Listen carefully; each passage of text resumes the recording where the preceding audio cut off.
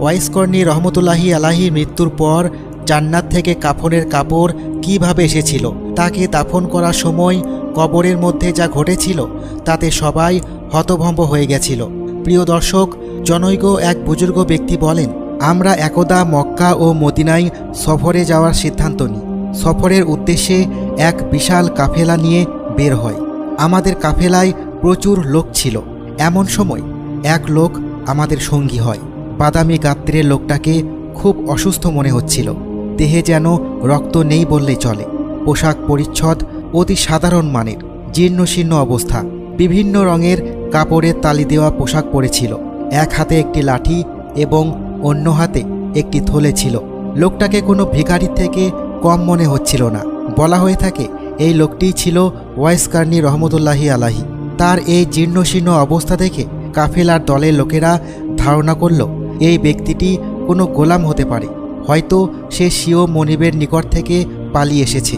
এক জনৈক ব্যক্তি তাকে জিজ্ঞাসা করল, তুমি নিশ্চয়ই তোমার মনিবের নিকট থেকে পালিয়ে এসেছ?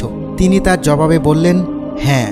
অপর একজন বললেন, তোমাকে দেখে অপরাধী মনে হয়। তুমি যদি তোমার মনিবের নিকটে থাকতে আজ হয়তো তোমার এই অবস্থা হতো না। ওয়াইস কর্নী প্রতিবাদের সুরে বলে উঠলেন, আল্লাহর কসম, আমি কোনো অপরাধী নই। তবে আমি আমার মনিবের নিকট থাকলে আমার এই করুণ দশা হতো না। অতঃপর তিনি কাঁদতে শুরু করলেন। এতই কাঁদলেন যে তার রূহ বেরিয়ে যাওয়ার অতিক্রম হলো। বর্ণনাকারী সেই বুজুর্গ ব্যক্তি বলেন, তার এই করুণ দশা দেখে কাফেলার দল তার প্রতি দয়া পরবশ হলো। তারা ভাবতে থাকলো তিনি হয়তো দুনিয়ার কোনো অত্যাচারী মনিবের গোলাম।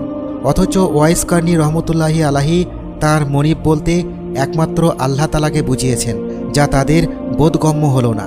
সেখানে উপস্থিত এক লোক বললেন, তুমি ভয় পেও না, আমরা তোমার সাথে আছি।